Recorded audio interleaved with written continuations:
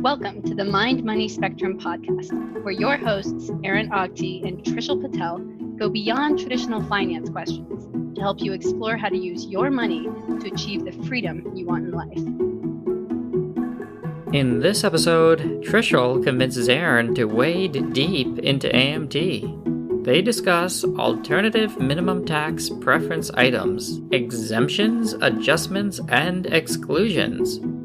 Aaron provides an example of how the AMT exemption matters when exercising ISOs, and why you may not get all of your AMT credit back in future years. Without a doubt, AMT is a complex beast. But with luck, this episode will turn a few unknown unknowns into known unknowns. And now, on to our conversation. Hi, my name is Aaron Ogti. I'm a financial advisor in the Bay Area, and I'm here with Trishul Patel, a wealth manager on the East Coast. Hi, Aaron. Great to be here today, and thanks everybody for listening. Great to be here as well.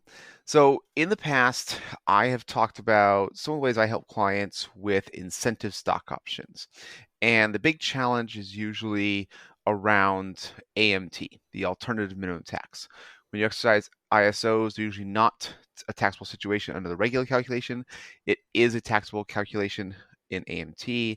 And this ends up being not necessarily something to be avoided at all costs, but a liquidity issue to manage. Sometimes the AMT bill can be really big, but we get it back kind of in AMT credits, maybe. And after a few of these conversations, Trishul was asking some really good questions about AMT. And despite my better judgment, Trishul convinced me to have a conversation focused on AMT, not just ISOs, but trying to understand a really complex system. So I have no idea how this is going to go. Usually I have either a good visual, so I have a slide that I've used with presentations, or I have some hand gestures I'll use via Zoom to help explain it to clients. And over a podcast, we get none of those. So we're going to try entirely by talking to each other to I don't even want to be that confident that we're going to explain AMT, but we're going to try to talk about the components enough that maybe you can get an idea of how some of it works. So, Trishul, have I lowered the bar well enough for our conversation on AMT today? I think so. It's always good to, set expectations, under promise, over perform. And when it comes to AMT, I'm in agreement with that as well. This can get a little finicky and nuancy, and there's a lot of moving parts as well. So I'd say definitely good to set expectations on that part. And, the final thing I'll lay out is hopefully this will help just turn some of those unknown unknowns into known unknowns rather than into complete known knowns. If we want to, just target getting some basic understanding across. I like that phrasing. That's really great. We're focusing on the known unknowns today. So I know you recently passed the CFP exam. I know AMT does come up on that. Do you want to give us a primer on the alternative minimum tax? And then, so I've been focused mostly on it from an ISO perspective, but I know there are other situations as well. So from a kind of academic perspective, when you look at AMT, what are some things that you made sure to be aware of? Right. So at a high level, AMT is an alternative minimum tax, and it's basically a whole separate calculation for figuring out income tax liability. So essentially, the government's like, well, why not calculate your income taxes twice rather than once? Why have one whole set of calculations when you can do twice for twice the price, I guess. And I think it's like you could do it twice for 4 times the price or something like that. Sure, yeah, and make everything interweaving and interlocking, so it's doubly complicated, and then have different knobs and wheels have different impacts depending on which year you're in, because we'll talk about that as well. How many of Yeah, these things are temporary. that's a good point. It's just I think we've mentioned this in the past of like how tax history is not, hey, we have a good system. Okay, we have a better idea. Let's implement the new idea. It's okay, we have this thing, and we'll add in this one small change just this one year to help this one group that we want to help out. And the next year, you add in this one small change to help this one group that we just want to help out. And you keep doing that over a century, and you get this overarching, like all these different rules that are designed to help certain people that just kind of are layered on top of each other. And then government's realizing, well, some of the really rich people were taking advantage of all these rules and loopholes to lower their tax liability too much.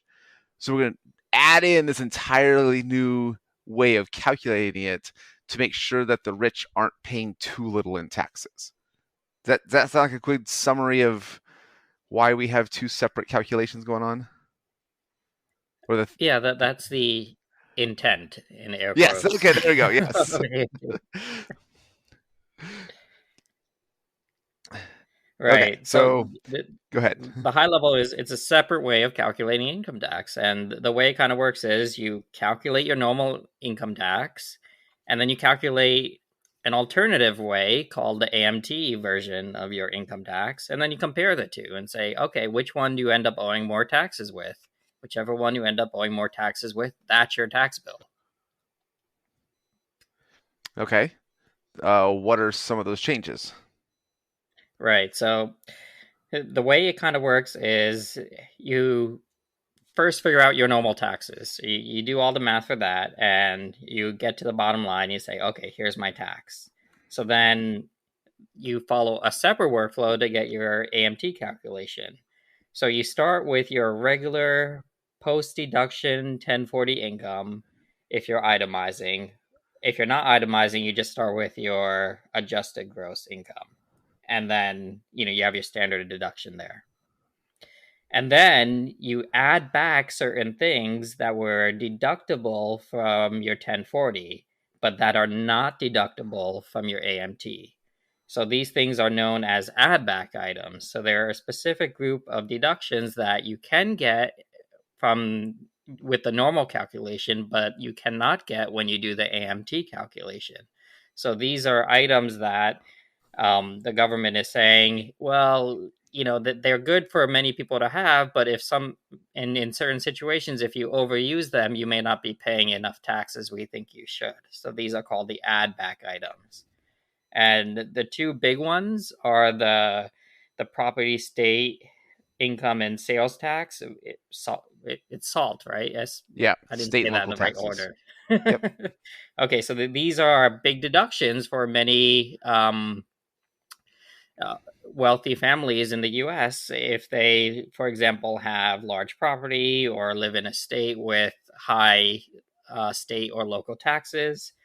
And what the government is saying is for the AMT calculations, those deductions that you would normally get, they get added back for this calculation. And then we figure out where you ended up.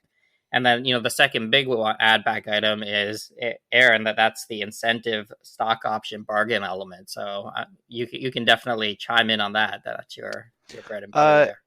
So I actually didn't think it was considered an add back. I guess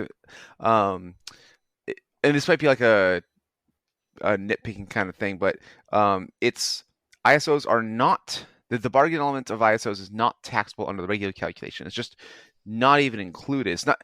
There was no deduction on the 1040, and so I guess it is adding back in, but it's different than the deduction you took for the state and local taxes. This is adding income for the AMT calculation purposes. So I guess in terms of the process of getting from your regular AGI to your AMTI, your alternative minimum taxable income, yes, you are adding back in the deduction for state and local taxes, but you weren't you're also adding in the bargain element from ISOs, but I guess I didn't think it was you're adding it back. Does that make sense? Yeah, no, I get it. They also call them exclusion items here. I don't know if you've used that terminology. I had heard of them as AMT preference items, but that also Um, could be a slightly different thing. yeah, I have a separate list for that. You can see how confusing this Yeah. is because the government didn't really categorize them with these names. They just listed them out, and now we Yeah, have yeah, yeah. to reverse engineer how to group them. But basically, yeah, these are items that aren't in or they don't exist in the normal calculation, but they do get added as income into your AMT calculation. Okay.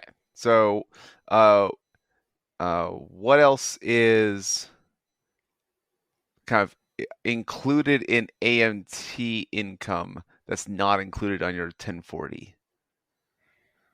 Okay, Do you so think of anything else?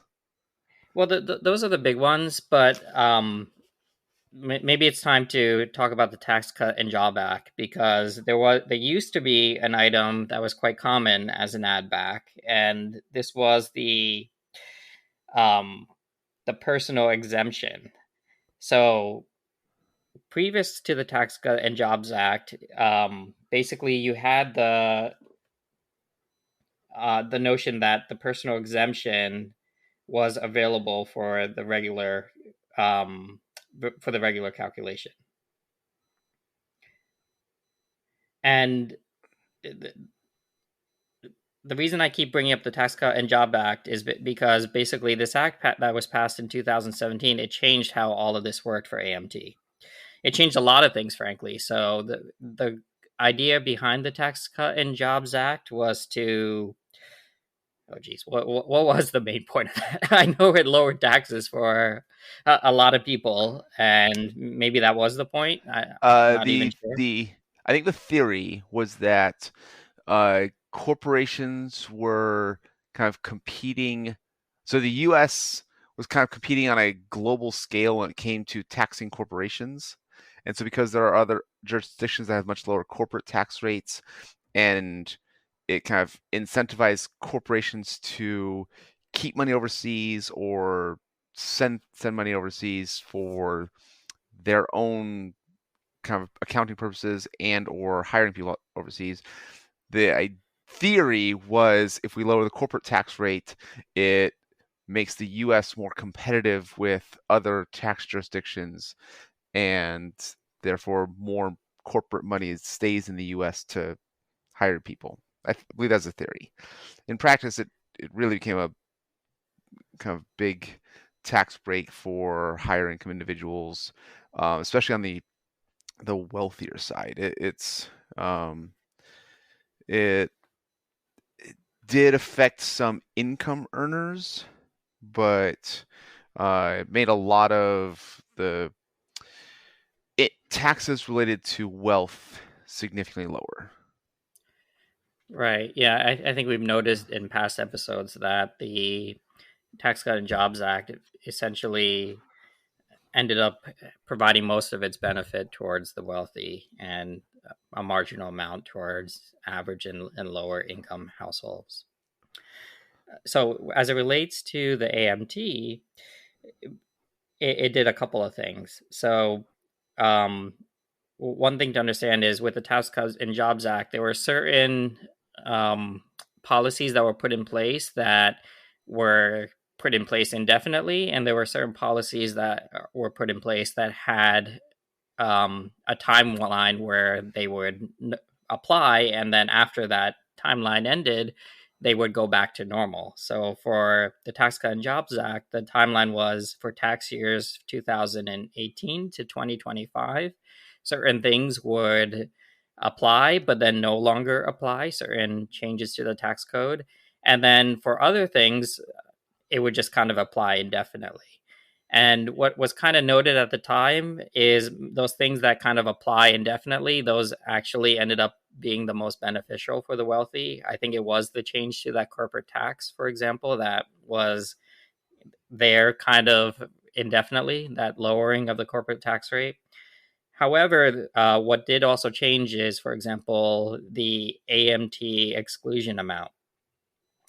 So this was increased to make it so that less people needed to pay AMT.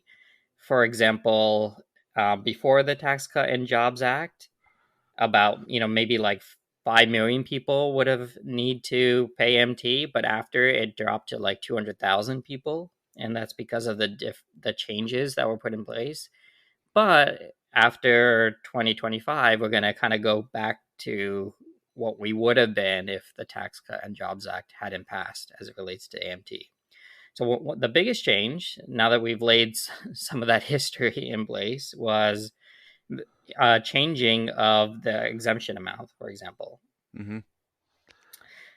And what that means is when you do the AMT calculation, you get to right off the bat just exempt a good chunk of your income from counting. And for 2022, let me kind of pull up those numbers. The exemption amount is, if you're married filing jointly, 118,100, and if you're if you're single, it's 75,900. And what that kind of means is, if you made, let's say, 118,100 and you're married, there's no way you're paying AMT because all of that income is just automatically cut off and you're at zero. Yeah. So what that also means is, if you were making a good amount in the old calculation and had to pay AMT, by chopping off a lot more with this higher exemption amount, that would likely lower you to below the threshold where AMT would apply. So that's kind of the big difference. And you can see how you went from 5 million Americans plus, or households that is, having to deal with this, to almost 200,000, meaning there was a pretty big change. Yep. And so that exemption, and like trying to understand that number, is like one of the really complicating factors with understanding AMT. And so I kind of want to make sure that we discuss this. That for 2022, again, I believe you said, what was the AMT exemption amount again for, say, married filing jointly? Yeah, so married filing jointly, it's $118,100. Okay. So, like you said, if you have a household married filing jointly and you make under 118, I don't, like, I'm not a CPA, so I don't even know if you have to file the form. Like, I honestly don't know the rules for that. But like you said, there's no AMT concern. So we're trying to only look at income over that 118 and then applying AMT tax rates on those incomes. But there's also phase outs and other thresholds. So I think that's Right. kind of, let's understand that first. We'll focus on married filing jointly, and for AMT purposes, we'll look at income over 118. So if you made kind of $200,000, make sure, and we're only looking at the exemption right now. We're kind of comparing tax brackets for income at 200,000 on our regular calculation. I'll actually pull that up so we can try to do this. We'll say you don't own a property, but you do get the standard deduction. Okay, so we're kind of comparing. Standard deductions is 24,000 for married filing jointly. Is that correct, off the top of my head? In 2022, 25,900. Okay, yeah. So it was 24. We had an inflation adjustment. So you take your $200,000 of income, you subtract your standard deduction, say 25,000, and you pay taxes on 175. And so you'll be in the probably 22% tax bracket for 2022.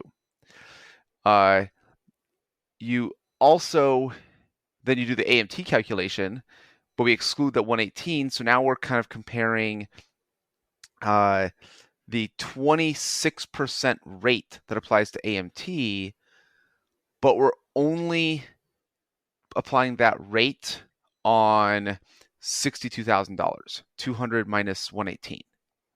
Does that quickly sound right? Yeah, so try to focus on the just AMT rate is 28%. That's where it maxes out. But it's 26 So it's and either 28. 26 or 28. And yeah, I don't know where the threshold, the breakpoint is, but I thought it was like it's either AMT 26 income or of like 28. 190-ish. Okay, so why don't you do it real quick? But so I think we're looking at again, normal tax brackets on 175,000 of income is your regular calculation versus AMT rates 26 to 28 on 62,000, and you always pay the higher of the two. So that's an example where even though your income is over the exemption amounts, that 118, you still don't owe any alternative minimum tax because your taxable income at the higher rate, the income's lower and it's low enough that you still haven't gone into AMT. Your AMT calculation is still lower.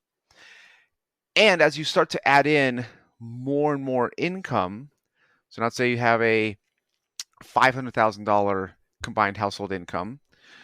Well, now we're starting to get into those higher tax brackets of 32%, 35%. And so, again, depending on deductions.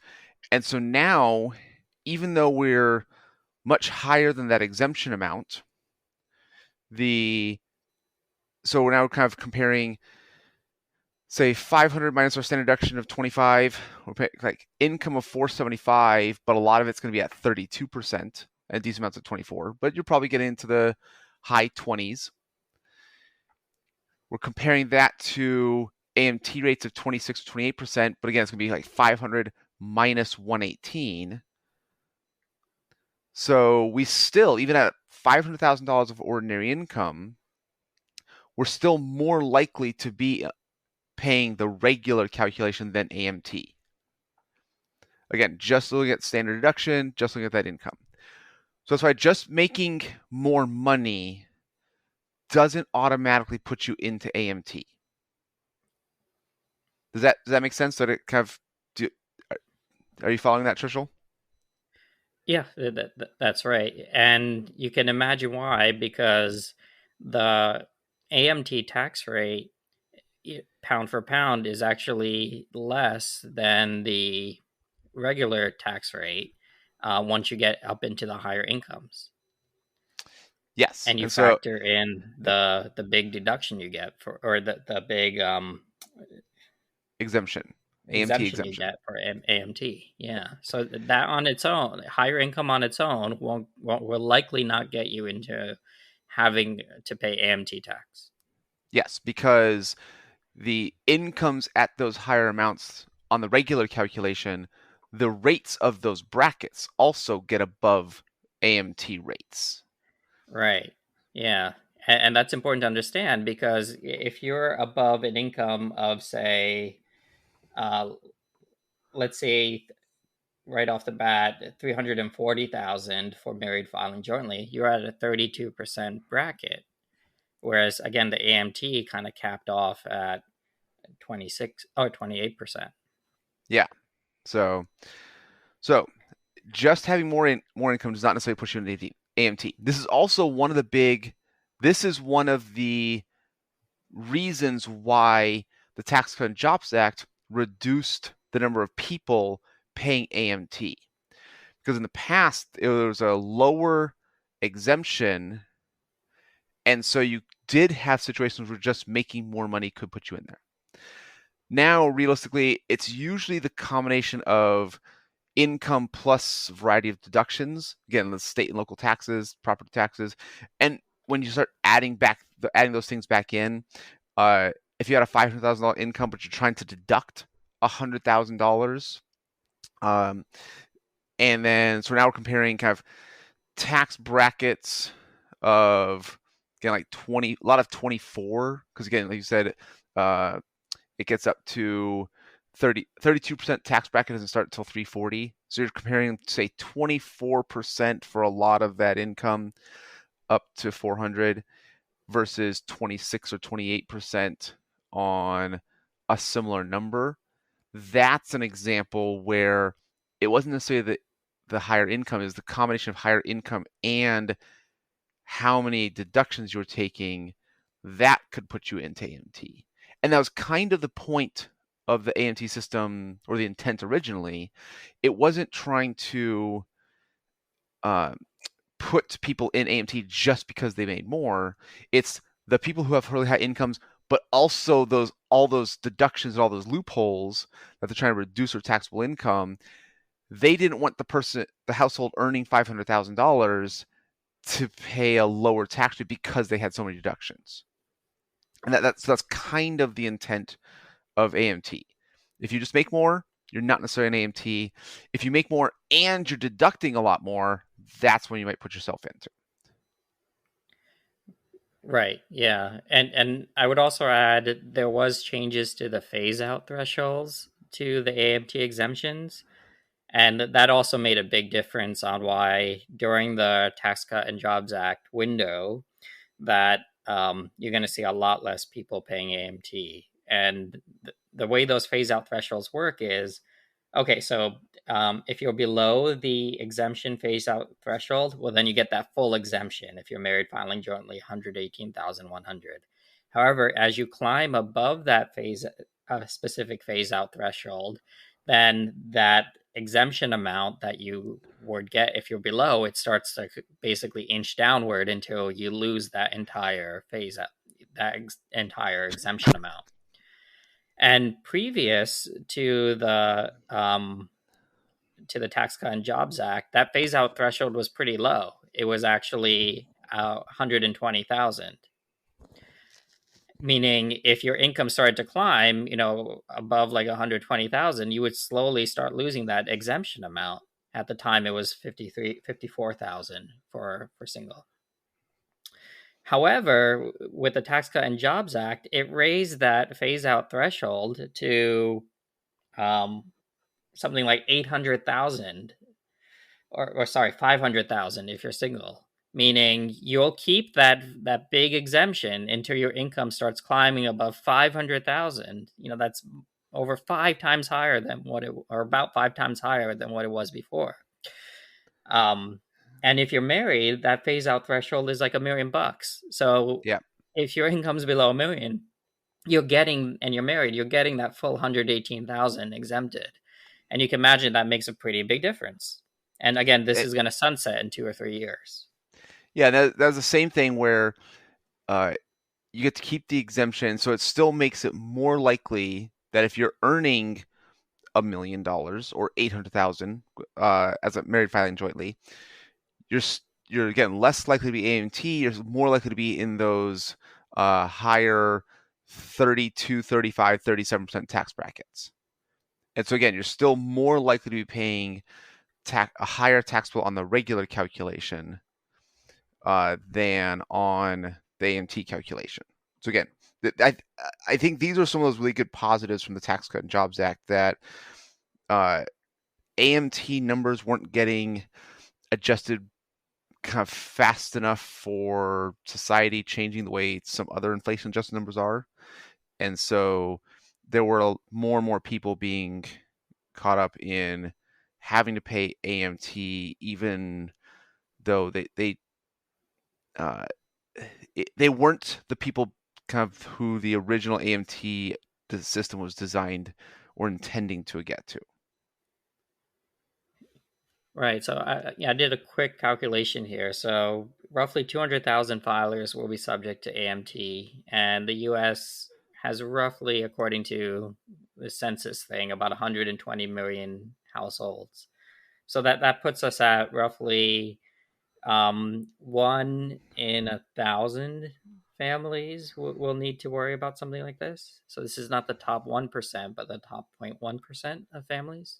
0.2% of families, something like that. And so before then, it was, what did you say, about 5 million? Yeah, 5 million. Yeah, Right. so we're dropping from about the 4% of the population down to 0.1% of the population. Right. Yeah. Okay. So again, the exemption matters, the rates matter, the exclusions and add backs, and I did find a language. They are sometimes called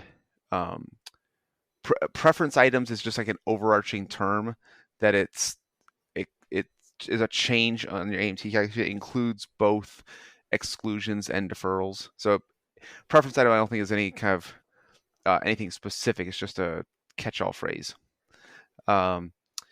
So deductions kind of in all the AMT preference items, the income deductions that you have, the rates both on the regular side and the AMT side, the AMT exemption matters, and the phase outs matter. To be kind of, I'm trying to think, is there anything else on like just the technical doing the math side that we need to be aware of? Oh, okay. So yeah, when it comes to AMT preference items, so again, these are names that had to be made up kind of after the fact to try to make sense of complicated tax code. But the way that I sort of managed to keep it straight in my head is you have these exclusion or add back items that get added back, or if they weren't in there at all, that they make their way back into the AMT, or they have a place in the AMT calculation. And then the preference items, these can be thought of as items that they get treated a little differently. So, for example, the big one that kind of sticks out in my head is depreciation. So, when you have a depreciation for, let's say, a property, there are two ways you can think about it. You can do something known as a straight line depreciation. And the notion there is you take the value of the property, you divide it by X number of years, and then you depreciate the same amount every year for X number of years, like 30 years, something like that. 1/30th a year for 30 years, and then you fully depreciate the item over 30 years. So that's the simple notion of depreciation, straight line. However, there's an alternative way of doing depreciation, and that's known as like accelerated depreciation. And the two acronyms, if you want to look into this more, are ACRS and MACRS. And the notion there is you're depreciating. Sorry, I'm chuckling. I do not want to look into those. Well, if somebody at some point, well, okay. Yeah. Either way, it's actually good to accelerate your depreciation. So if your accountant says they want to do it for a reason, that it's likely a good idea. It's like when I hear those acronyms, I think of CPA, Certified Public Accountant. Yes. But accelerated depreciation, at least that's the term you want to keep in your head. And that's good because what that means is you get to accelerate the amount that you depreciate a property. And that's helpful because then you get a bigger deduction sooner, meaning you get your income lowered sooner rather than later. You get you get more money in your pocket today, right? Because you have a bigger deduction today than waiting for it. And, time value of money. If you can get money sooner rather than later, dollar for dollar, you want that money sooner. Okay, so accelerating depreciation with those acronyms in place is a good thing to have. However, with AMT, they're going to want to basically account for the fact that you're doing accelerated depreciation, and they will basically make that change to the straight line and see where you come out. So, that's one thing to think about. The other two, I don't even know if they come up too much, but private activity municipal bonds are preference items, and oil and gas actually depletion. Yes. Especially in California, there are a lot of California muni bonds, And one, just the size of the economy is big enough, but two, California tax rate's pretty high. So a lot of California residents will use California muni bonds that are both federally tax-free and state income tax-free. And so this can really help the kind of comparing to other corporate bonds, but we can get similar returns and yields on an after-tax basis. So in California, especially, they are, and you need to be careful and make sure you're choosing muni bonds that are not included in the AMT calculation. Right, yeah. So the idea, though, is you would sidestep these if possible, so that you can still do muni bonds, but you want to avoid private activity municipal bonds if you have an AMT concern to think about. Yep. So, yeah, again, just nuances here, and I don't know how you would. I don't know. It's complicated. I'm just thinking, what would a person do? But I guess you just got to keep a few of these things in your mind as it relates to just understanding that they might be an AMT issue, and plan ahead. I just think it's one of those things where it's really tricky because if you're going to make these types of maneuvers in your mind, you have to be aware of the math involved so that you make the right. I don't know. I'm flummoxed, frankly. I don't know what somebody would do here. So I guess in terms of planning in advance, I think being careful of the bonds, like the muni bonds, that is one that does come up. The other ones are just like the depreciation accelerated versus a straight line. Like you just let the CPA calculate, I guess I say, is like it doesn't change the investment property you have, doesn't change what you paid, doesn't change like the rental income you got and the expenses that you paid. It's just the accounting, like which one do we use? Do we use the accelerated depreciation on our regular calculation or the straight line depreciation on the AMT? And we do the math and compare them and which one's better. So that's why I say in terms of action items, there isn't too much to do in advance except for the ISO exercise. And I think this is the one where you actually have kind of control of your actions and control of the timing and get to decide how much and when. So that I don't think there's anything else. Like just making sure that the muni bonds that you have, if you're in California, are allowed under AMT. That's just kind of a quick check, but a good investment manager will take care of that for you. And even a lot of the ETFs and mutual funds will, if you're investing in California muni bond funds, they'll make sure to indicate that. But when it comes to ISO exercise, that's where you start to get these big differences in regular calculations and AMT calculations. And this is kind of what we talked about. Most of the time, your regular calculation is higher than your AMT calculation because of the combination of higher rates on the regular side and that AMT exemption phase out. So kind of the combination of those two means the vast majority of the time, your regular tax is higher than your AMT tax. But when you exercise ISOs, this is one specific thing where adding in the bargain element significantly increases your alternative minimum taxable income, your AMTI, does not change the regular calculation.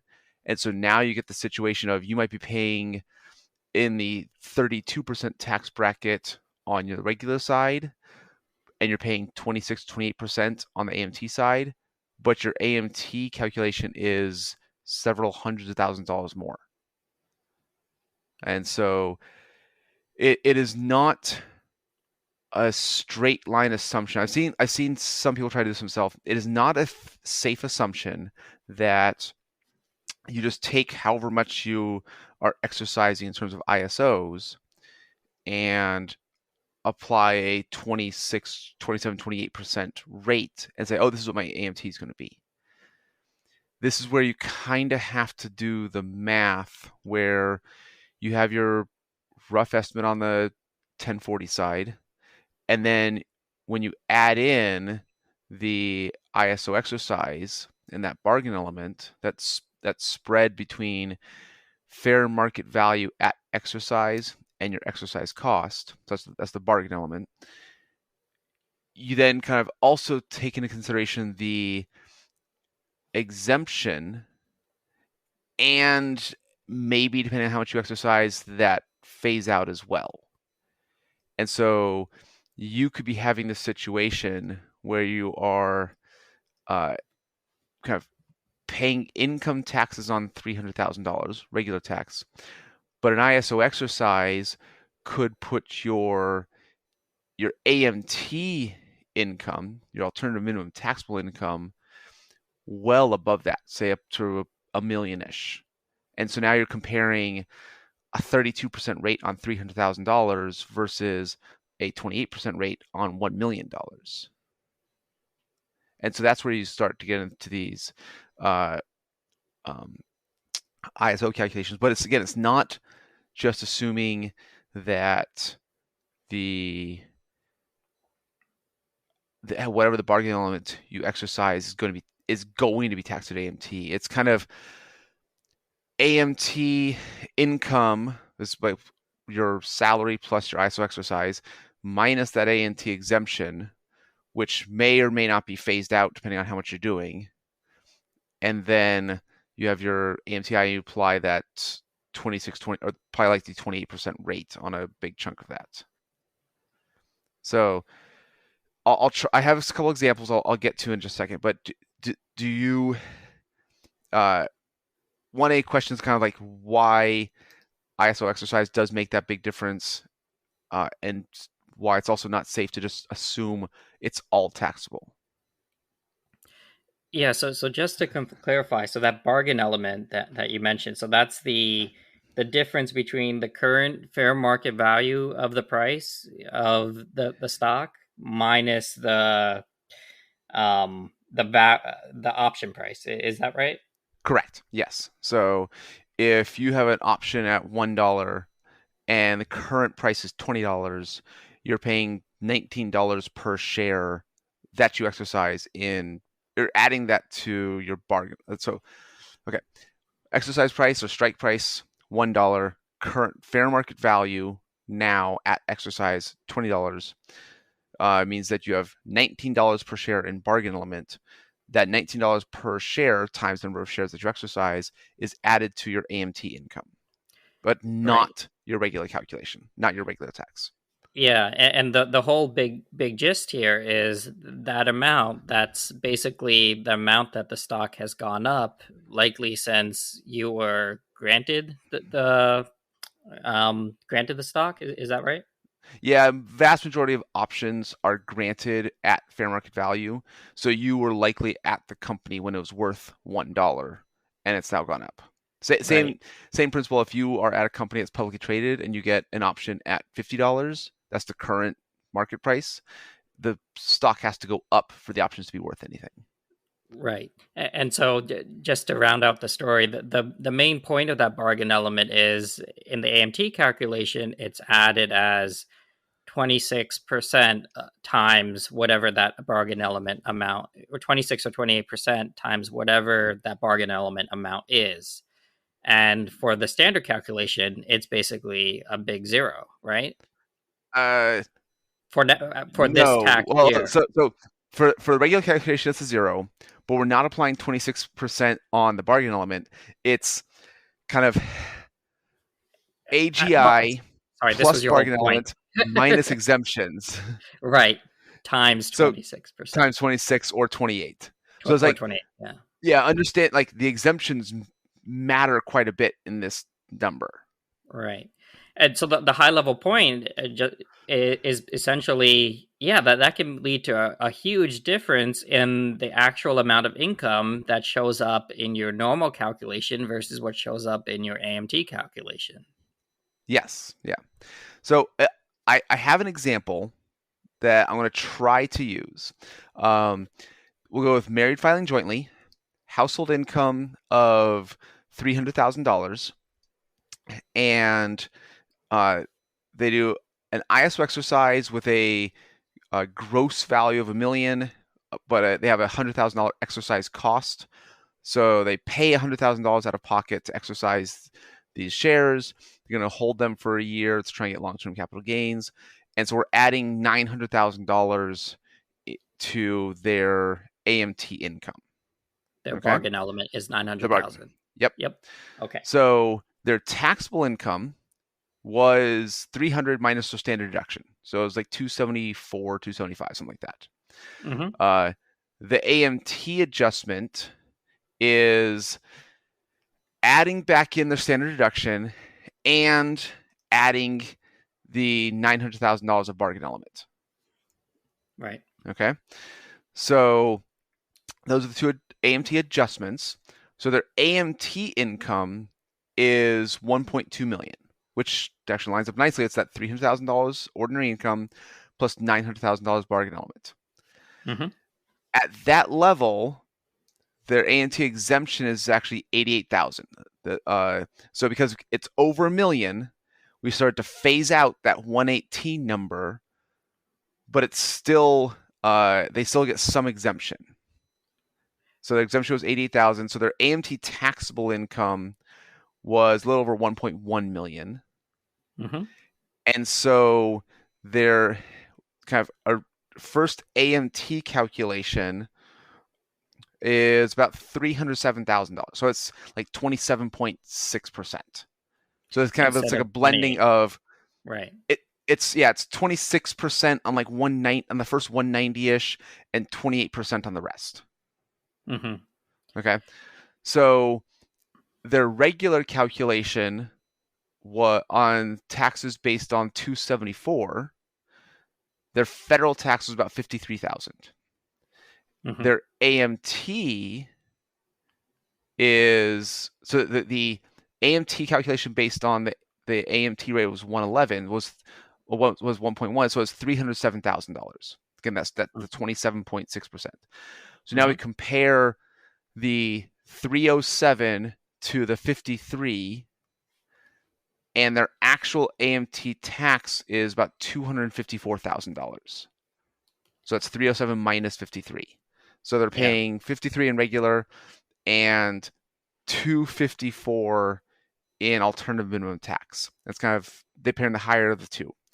Right. This is also the amount that becomes an AMT credit carry forward in future years. Meaning you could potentially get all that back. Yes. So potentially. Yes, potentially, maybe. I'll try like both how it could work out, but how it tends to work out in practice. So again, each year, I'm using my hand gestures that you can't see. We have a regular calculation, it's usually higher than an AMT calculation. Because of that AMT exemption, if we're looking to exercise ISOs, it's possible to exercise some without going into AMT, without the AMT calculation getting above your regular calculation. It's that combination of tax brackets and AMT exemption. But if we're doing a big chunk, then we push our AMT income well over our regular calculation. It's now that AMT calculation minus regular calculation that becomes the actual AMT tax. So that's why I say it was 307 was the AMT calculation, 53 was the regular calculation. So the difference between those two of about 254 is the actual AMT tax. In the future year, when we don't exercise ISOs, we will get our regular calculation is likely going to be higher than our AMT calculation. you can only use the AMT credit on the difference between the regular calculation and the AMT calculation. Hmm. And this is where if you had no other income and you didn't sell any of the stock, then it might be possible to get all of that credit back. So if you exercised ISOs, your income stayed exactly the same, and tax rates stay the same, and exemption amounts stay the same, or at least everything's inflation adjusted exactly the same, it might be possible to get it back. But realistically, your income's going to go up in those future years, based on, say, selling the stock and having long-term capital gains. You have other investment income that has gone up over the next year. It's usually selling the stock, but there's other ways that your income can go up. And so your AMT also is likely to go up.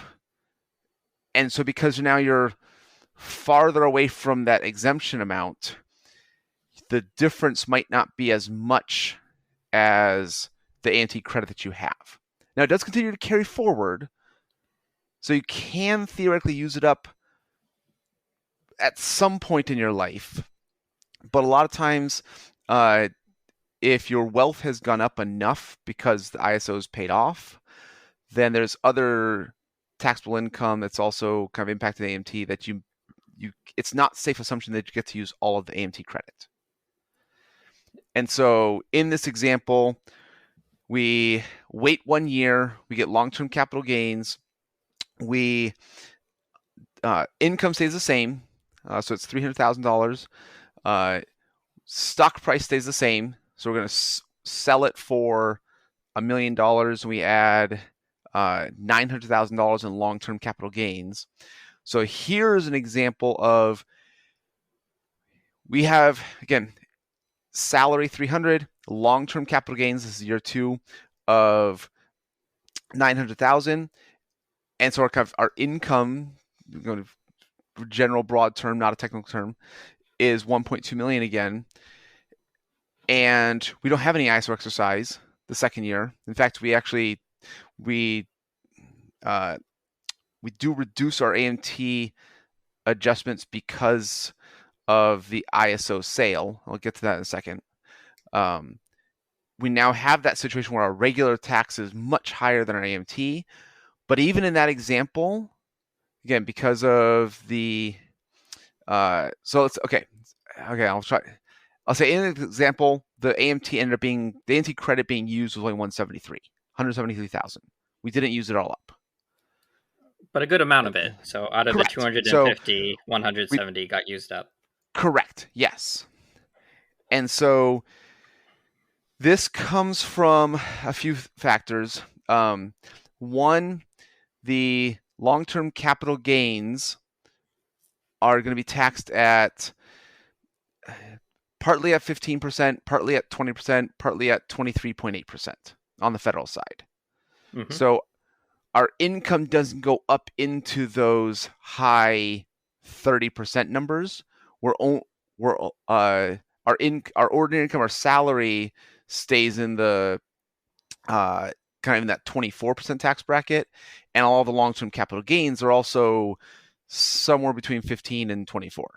So mm-hmm. We're paying a lower rate on a much higher amount, and we're trying to compare the ISO exercise. That's one of the small factors that comes into play of why we don't get to use that whole credit. We do get, so also on the AMT calculation, we actually track 2 separate bases, the cost basis. There's the strike price, which is the cost basis for the regular calculation. There's also that fair market value at exercise establishes your basis for the purposes of AMT calculation. So kind of, if the stock goes up, the AMT calculation is trying not to double count your gain, if that makes sense. So in this case, the ISO sale actually creates an AMT adjustment of $900,000. It's because there's no gain. So so about the 1040, we add on our long-term capital gains. So it's our salary plus long-term capital gains of $900,000. On the AMT form, we're taking out those long-term capital gains, that $900,000, because there was no gain on the stock from our exercise price. Right. So let me kind of just rephrase that. The notion is you already paid taxes on those $900,000 in gains, even though you didn't sell in that first year, by on the AMT side, yes, factoring it into the AMT calculation. Therefore, yes. in year 2, when you actually go to sell and you do end up with a $900,000 capital gains bill because you sold the stock, well, you've already paid taxes on that 900,000, so it's not going to get double counted. It's going to be Correct. factored in, and it's going to be deducted. That's going to be the bulk of why you're getting that credit back. Is that kind of it? Correct. Yes. Okay. It's kind of, we're getting back to, you're comparing 26 to 28% AMT rate on $300,000 to a 24% rate on $1.2 million ish in the second year. So that's kind of what the comparison we're doing. The way the mechanics work, because the long-term capital gains are part of your AGI, we have to take out those long-term capital gains associated with the ISO sale. Right. So the AMT kind of looks like it's just AMT calculation on your salary on $300,000. But in terms of the mechanics of, like, they take your AGI number and they add stuff in and take stuff out. It's take that AGI number of 1.2 million minus standard deduction, and then take out the ISO sale. Mm-hmm. So, in theory, for example, the main point of ISOs in general is to try to get that bargain element at 15%, or at the lower capital gains rate than the marginal tax rate, or the AMT rate. Correct. If we account for the AMT credit over a multi-year process, you are likely going to pay less in taxes by getting long-term capital gains on ISO exercise and hold. The issue is, so again, you'll probably pay more in AMT, but you'll get it back. So kind of over enough, say 3 to 5 years, you'll probably pay less in taxes with an ISO exercise and hold strategy. But you have to have the liquidity to pay that AMT bill in the first year. Right. So just so we're on the same page, essentially, even though you end up paying AMT, you may still, assuming you get the entire AMT credit back over many years, you'll still be getting something close to what you would be getting if you didn't have to pay AMT. Correct. Yes. Except for the fact that you got to foot the AMT bill up front. Correct. Before assuming you the actually assuming the stock price stays flat, right, and all the tax rates stay the same, yes, you would theoretically get all the benefits of the long-term capital gains rate, of those lower rates. You just have to so if you earn $300,000 and you spend $100,000 exercising your ISOs, you still have to pay another tax bill of $307,000. Your 53 regular plus 253 AMT. Right. So it's like you made 300, spent 100 exercising, and then another tax bill of 307. Like, right, where does the money come from? Right. And so this ends up being kind of, and it's also, again, one of the big assumptions was the stock price stays flat. And that's not a safe assumption. Sure, yeah. After a year, if it goes down, you paid this huge amount in AMT, but now if you go to sell it, you may not get enough to cover the big tax bill. Yes. Well, Well, it would have to uh, drop 3 times, right? Or 70% or because something. you would get the loss on the AMT side. Your your AMT number can actually get really low. Okay. Um, so again, if it went down, it further reduces your AMT number, which allows you to use more of the credit from that first year. Okay. So that you could actually knock off your tax bill at least. Yes, I'm trying to think of like if it went actually like to zero, uh, you Yeah, that would be income, right? That gets negated. uh, I think if you went to zero, you would have you'd still owe. Now, I think your AMT number would go to zero. That's what I'm thinking. Yeah, because you would still get the AMT exemption and use that on your salary, and so it's going to be like salary minus exemption minus loss. So yeah, you maybe uh yeah, but you only get to use the loss. So I I actually I don't know if there's a loss carry forward on the AMT calculation. I honestly have no idea. Right. I imagine you don't lose the credit. You definitely don't lose the credit that carries forward, Yeah, which but is do you only apply the loss in that 1 year? Because on the regular side, losses can carry forward multiple years. yeah. You don't lose that. You eventually get Yeah. to use it. So would that create enough loss where you could actually um so you're so I guess if the loss was big enough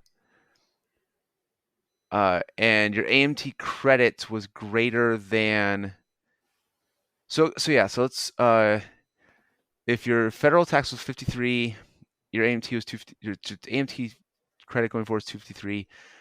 If it went to zero, could you get like 5 years of no taxes? Yeah. Well, we might be in ask your CPA territory. Yeah, we started the conversation after CPA territory. Right. We're off the deep end then. Yeah, okay. Now it can AMT losses carry forward. Uh,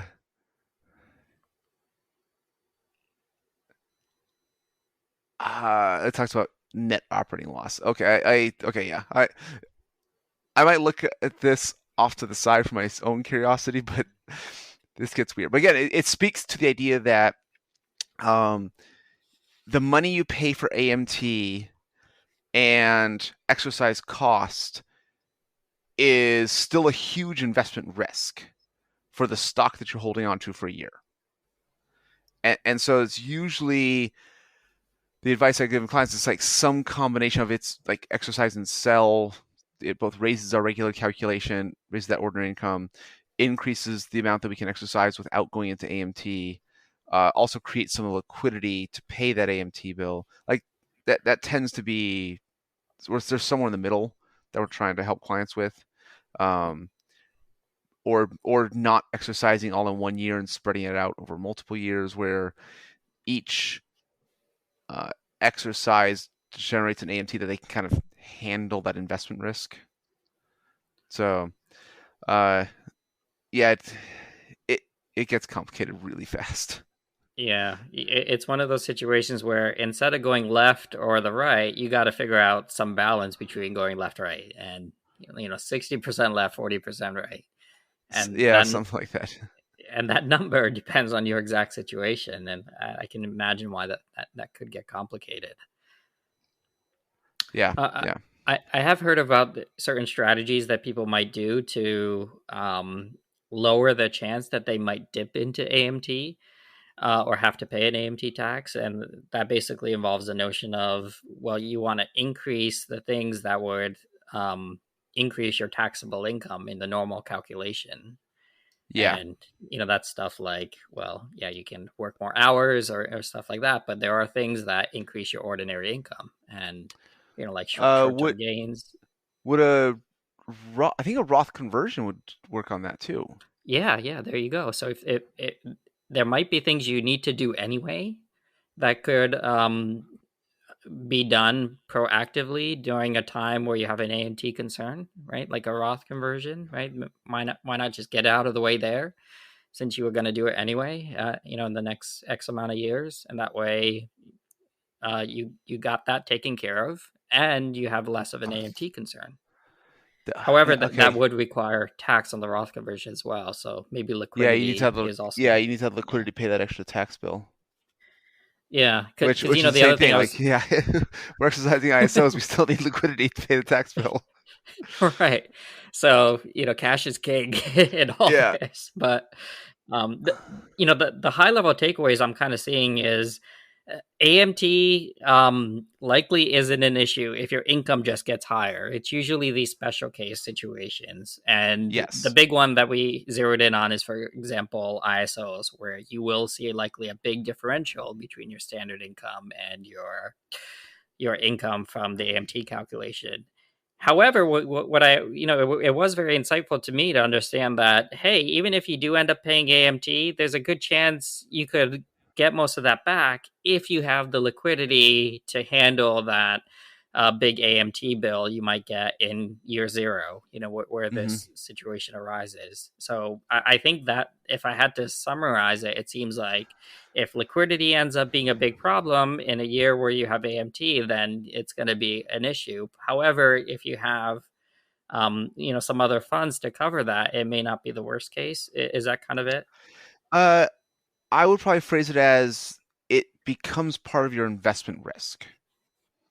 That this is still money you're kind of putting at risk tied to these costs, and it's not the exercise cost per se. So it's not exactly the same risk as buying the stock itself with money out of pocket, but it's on kind of similar to that scale, where you're putting more at risk than just your low exercise price. And so actually many times, especially for people who get options in private companies and the company goes public or it goes up dramatically, the AMT bill is usually the prohibitive factor. It's not the exercise cost.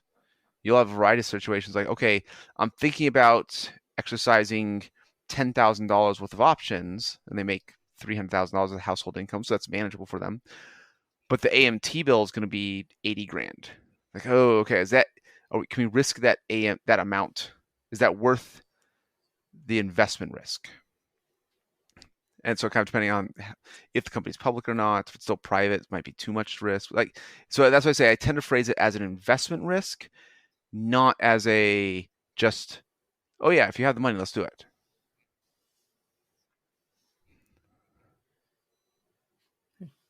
Right. So, thing one, how comfortable are you with the investment risk? Yeah. Because again, for ISOs, I think one thing I have to point out, it is okay to not exercise and just wait till you're ready to sell and just pay ordinary income taxes. You'll pay a higher tax bill, but you didn't put money at risk up front. So just exercising and selling immediately is okay.